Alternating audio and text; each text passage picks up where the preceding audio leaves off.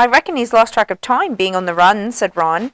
Didn't realize it was Halloween, otherwise he'd have come bursting in here. Hermione shuddered. All around them, people were asking each other the same question. How did he get in? Maybe he knows how to apparate, said a Ravenclaw a few feet away. Just appear out of thin air, you know. Disguised himself, probably, said the Hufflepuff fifth year. He could have flown in, suggested Dean Thomas. Honestly, am I the only person who's ever bothered to read Hogwarts history? Said Hermione crossly to Harry and Ron. Probably, said Ron. Why? Because the castle's protected by more than walls, you know, said Hermione. There are all sorts of enchantments on it to stop people entering by stealth. You can't just apparate in here, and I'd like to see the disguise that could fool those Dementors. They're guarding every single entrance to the grounds. They'd have seen him flying in, too, and Filch knows all the secret passages. They'll have them covered. The lights are going out now, Percy shouted. I want everyone in their sleeping bags and no more talking. The candles all went out at once. The only light now came from the silvery ghosts who were drifting about, talking seriously to the prefects, and the enchanted ceiling, which, like the sky outside, was scattered with stars. What with that, and the whispering that still filled the hall, Harry felt as though he was sleeping out of doors in a light wind. Once every hour, a teacher would reappear in the hall to check that everything was quiet. Around 3 in the morning, when many students had finally fallen asleep, Professor Dumbledore came in. Harry watched him looking around for Percy, who had been prowling between the sleeping bags, telling people off for talking. Percy was only a short way away from Harry, Ron, and Hermione, who quickly pretended to be asleep as Dumbledore's footsteps drew nearer. Any sign of him, Professor? asked Percy in a whisper. No, all well here. Everything's under control, sir. Good. There's no point moving them all now. I've found a temporary guardian for the Gryffindor portrait hole. You'll be able to move them back in tomorrow. And the fat lady, sir, hiding in a map of Argyllshire, on the second floor. Apparently, she refused to let Black in without the password, so he attacked. She's still very distressed, but once she's calmed down, I'll have Mr. Filch restore her. Harry heard the door of the hall creak open once again, and more footsteps. Headmaster? It was Snape. Harry kept quite still, listening hard. The whole of the 3rd floor has been searched. He's not in there. And Filch has done the dungeons. Nothing there either. What about the astronomy tower, Professor Trelawney's room, the owlery, all searched? Very well, Severus.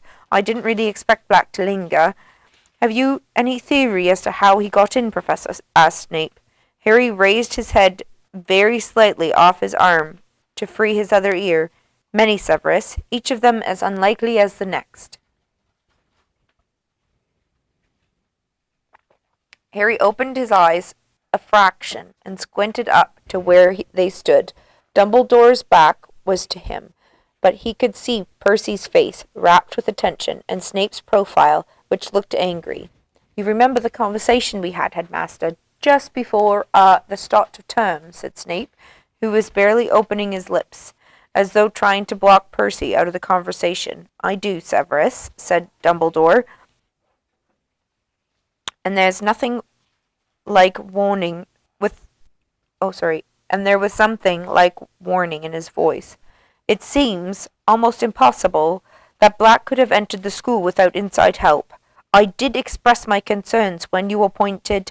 I do not believe a single person inside this castle would have helped Black enter it, said Dumbledore, and his tone made it clear that the subject was closed, and that Snape didn't reply. I must go down to the Dementors, said Dumbledore. I said I would inform them when our search was complete. Didn't they want to help, sir? Said Percy. Oh, yes, said Dumbledore coldly, but I'm afraid no Dementor will cross the threshold of this castle while I am headmaster. Percy looked slightly abashed. Dumbledore left the hall, walking quickly and quietly. Snape stood for a moment, watching the headmaster with an expression of deep resentment on his face. Then he, too, left. Harry glanced sideways at Ron and Hermione. Both of them had their eyes open, too, reflecting the starry ceiling. What was all that about? Ron mouthed. The school talked of nothing but Sirius Black for the next few days. The theories about how he had entered the castle became wilder and wilder. Hannah Abbott, from Hufflepuff, spent much of their next herbology class telling anyone who'd listen that Black could turn into a flowering shrub. The fat lady's ripped canvas had been taken off the wall and replaced with the portrait of Sir Cadogan and his fat grey pony. Nobody was very happy about this. Sir Cadogan spent half his time challenging people to duels, and the rest thinking up ridiculously complicated passwords, which he changed at least twice a day. He's balking mad, said Seamus Finnegan angrily to Percy. Can't we get anyone else? None of the other pictures wanted the job, said Percy, frightened of what happened to the fat lady. Sir Cadogan was the only one brave enough to volunteer. Sir Cadogan, however, was the least of Harry's worries. He was now being closely watched. Teachers found excuses to walk along corridors with him, and Percy Weasley, acting Harry suspected on his mother's orders, was tailing him everywhere like an extremely pompous guard dog. To cap it all, Professor McGonagall summoned Harry into her office, which was now with such a somber expression on her face that Harry thought someone must have died. There's no point hiding it from you any longer, Potter, she said, in a very serious voice. I know this will come as a shock to you, but Sirius Black, I know he's after me, said Harry wearily. I heard Ron's dad telling his mum. Mr. Weasley works for the Ministry of Magic. Professor McGonagall seemed very taken aback. She stared at Harry for a moment or two and then said, I see. Well, in that case, Potter, you'll understand why I don't think that it's a good idea for you to be practicing Quidditch in the evenings. Out on the pitch with only your team members. It's very exposed, Potter. We've got our first match on Saturday, said Harry, outraged. I've got to train, Professor. Professor McGonagall considered him intently. Harry knew that she was deeply interested in the Gryffindor team's prospects. It had been she, after all, who'd suggested him as Seeker in the first place. He waited, holding his breath. Professor McGonagall stood up, stared out the window at the Quidditch pitch, just visible through the rain. Well, goodness knows, I'd like to see us win the cup at last. But all the same, Potter, I'd be happier if a teacher were present. Can you close the door for me? I'll ask Madame Hooch to oversee your training sessions. The weather worsened steadily as the first Quidditch match drew nearer. Undaunted, the Gryffindor team were training harder than ever under the eye of Madame Hooch. Then, at their final training session before Saturday's match, Oliver Wood gave his team some unwelcome news. We're not playing Slytherin, he told them, looking very angry. Flint's just been to see me. We're playing Hufflepuff instead. Why? Chorused the rest of the team. Flint's excuse is that the Seeker's arm's still injured, said Wood, grinding his teeth furiously. But it's obvious why they're doing it. They don't want to play in this weather. Think it'll damage the chances. There had been strong winds and heavy rain all day, and as Wood spoke, they heard a distant rumbling of thunder. There's nothing wrong with Malfoy's arm, said Harry furiously. He's faking it. I know that, but we can't prove it, said Wood bitterly, and we've been practicing all those moves assuming that we are playing Slytherin, and instead it's Hufflepuff, and their style's quite different. They've got a new captain, and Seeker, Cedric Diggory. Angelina, Alicia, and Katie suddenly giggled. What? Said Wood, frowning at this light-hearted behaviour.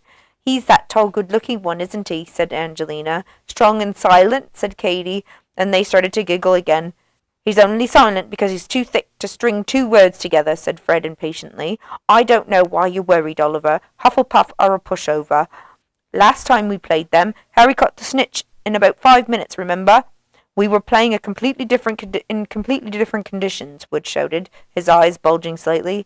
Diggory's put a very strong side together. He's an excellent seeker. I was afraid you'd take it like this. We mustn't relax. We must keep our focus. Slytherin are trying to wrong-foot us. We must win. Oliver, calm down, said Fred, looking slightly alarmed. We're taking Hufflepuff very seriously. Seriously. The day before the match, the winds reached a howling point, and the rain fell harder than ever. It was so dark inside the corridors and classrooms that extra torches and lanterns were lit. The Slytherin team were looking very smug indeed, and none more so than Malfoy. "Ah, if only my arm was feeling a bit better," he sighed, as the gale outside pounded the windows. Harry had no room in his head to worry about anything except the match next day. Oliver Wood kept hurrying up to him between classes and giving him tips. The third time this happened, Wood talked for so long that Harry suddenly realized he was 10 minutes late for Defense Against the Dark Arts and set off at a run with Wood shouting after him, "Diggory's got a very fast swerve, Harry, so you might want to try looping him." Harry skidded to a halt outside the Defense Against the Dark Arts classroom, pulled the door open, and dashed inside. "Sorry I'm late, Professor Lupin, But it wasn't Professor Lupin who looked up at him from the teacher's desk. It was Snape. "This lesson began 10 minutes ago, Potter, so I think we'll make it 10 points from Gryffindor. Sit down." But Harry didn't move. "Where's Professor Lupin?" he said. "He says he's feeling too ill to teach today," said Snape with a twisted smile. "I believe I told you to sit down." But Harry stayed where he was. "What's wrong with him?" Snape's black eyes glittered. "Nothing life-threatening," he said, looking as though he wished it was. 5 more points from Gryffindor, and if I have to ask you to sit down again, it will be 50. Harry walked slowly to his seat and sat down. Snape looked around at the class. "As I was saying, before Potter interrupted, Professor Lupin has not left any record of the topics you have covered so far. Please, sir, we've done boggarts, red caps, kappas, and grindylows," said Hermione quickly, "and we were just about to start—" "Be quiet," said Snape coldly. "I did not ask for information. I was merely commenting on Professor Lupin's lack of organization." "He's the best Defense Against the Dark Arts teacher we've ever had," said Dean Thomas boldly, and there was a murmur of agreement from the rest of the class. Snape looked more menacing than ever. "You are easily satisfied. Lupin is hardly overtaxing you. I would expect first years to be able to deal with red caps and grindylows. Today we shall discuss—"